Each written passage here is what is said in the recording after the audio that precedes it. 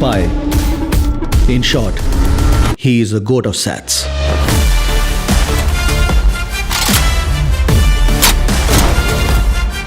Hello welcome to ಜೆಮ್ಸಿ topic. ನಾನು channel start ಮಾಡಿದಾಗಿಂದ ಅಂದ್ಕೊಂಡಿದ್ದು ಒಂದೇ, ನಾನು ಕನ್ನಡ ಸಿನಿಮಾಗಳ ರಿವ್ಯೂ ಮಾತ್ರ ಮಾಡಬೇಕು ಅಂತ ಅಂದ್ಕೊಂಡಿದ್ದೆ. ಆದರೆ ಇವತ್ತೇನು ಮಾಡೋದು, ಇಬ್ಬನಿ ತಬ್ಬಿದ ಎಳೆಯಲಿ ಸಿನಿಮಾ ಇವತ್ತು ರಾಜ್ಯಾದ್ಯಂತ ರಿಲೀಸ್ ಆಯಿತು. ಆದರೆ ಏನು ಮಾಡೋದು, ಬೆಂಗಳೂರಲ್ಲಿ ಅದಕ್ಕೆ ಶೋಸೇ ಇಲ್ಲ. ಹೌದು, ಇವತ್ತು ಸೆಪ್ಟೆಂಬರ್ 5 ಹಾಲಿಡೇ ಇತ್ತು. ಹಾಗಾಗಿ ಪರಮ ಸ್ಟುಡಿಯೋದಿಂದ ಬಂದ ಈ ಸಿನಿಮಾ ಇವತ್ತು ರಾಜ್ಯಾದ್ಯಂತ ರಿಲೀಸ್ ಆಗಿದ್ರು ಇದಕ್ಕೆ ಜಾಸ್ತಿ ಶೋಸ್ ಕೊಟ್ಟಿಲ್ಲ.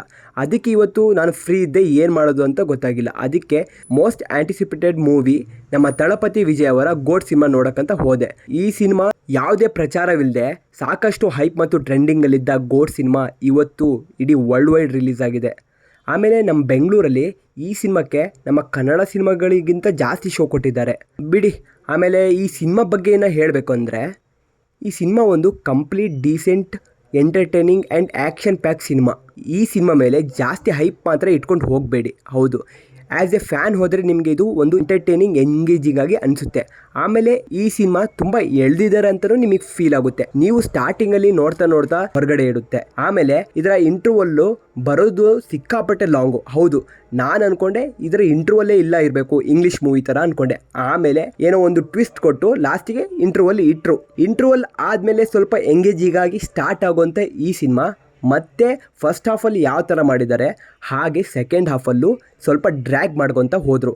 ಹಾಗೆ ಸ್ವಲ್ಪ ಎಂಟರ್ಟೈನಿಂಗ್ ಸೀನ್ಸ್ಗಳಿಂದ ಇದು ಸ್ವಲ್ಪ ಆಡಿಯನ್ಸಿಗೆ ಎಂಗೇಜಿಂಗ್ ಆಗಿ ಇಡ್ತು. ಆಮೇಲೆ ಇದರ ಆ್ಯಕ್ಷನ್ ಸೀಕ್ವೆನ್ಸ್ ಅಂತೂ ತುಂಬಾ ಚೆನ್ನಾಗಿದೆ. ಆಮೇಲೆ ತಳಪತಿ ವಿಜಯ್ ಅವರಿಗಂತೂ ಬಿಗ್ ಸ್ಕ್ರೀನಲ್ಲಿ ನೋಡೋದು ಯಾವುದೇ ಒಂದು ಡಿಸಪಾಯಿಂಟ್ಮೆಂಟ್ ಅಂತೂ ಅನ್ಸಲ್ಲ. ಹಾಗೆ ಇವರ ಒಂದು ಲಾಸ್ಟ್ ಒಳ್ಳೆ ಸಿನಿಮಾ ಅಂತ ನಂಗೆ ಅನ್ಸಿದೆ ಅಂದರೆ ಅದು ಮಾಸ್ಟರ್. ಅದಾದ್ಮೇಲೆ ಇವರ ಸೆಲೆಕ್ಷನ್ ರಾಂಗ್, ಏನು ಪ್ರಾಬ್ಲಮ್ ಅಂತ ನಂಗೂ ಗೊತ್ತಿಲ್ಲ. ಹಾಗೆ ಇವರ ಲಾಸ್ಟ್ ಸಿನಿಮಾ ಮಾಸ್ಟರೇ ಚೆನ್ನಾಗಿರೋದು. ಅದಾದಮೇಲೆ ಇವರ ವಾರಿಸು, ಬೀಸ್ಟು, ಆಮೇಲೆ ಲಾಸ್ಟ್ ಬಂದಂಥ ಲಿಯೋ ಎಲ್ಲವೂ ಅನ್ಎಕ್ಸ್ಪೆಕ್ಟೆಡ್ ಆಗಿ ಡಿಸಾಸ್ಟರ್ ಅಂತ ನನ್ನ ಒಪಿನಿಯನ್. ಹಾಗೆ ಈ ಸಿನಿಮಾ ಒಂದು decent average watchable entertaining action pack cinema ಅಂತ ನಾನು ಹೇಳ್ತೀನಿ. ಈ ಸಿನಿಮಾನ ನೀವು ಆ್ಯಸ್ ಎ ಫ್ಯಾನ್ ಆಗಿ ನೋಡಬಹುದು ವಿನಃ ನೀವು ಒಬ್ಬ ಸಿನಿಮಾ ಲವರ್ ಆಗಿ ನೋಡಕ್ಕಂತೂ ಚಾನ್ಸ್ ಇಲ್ಲ.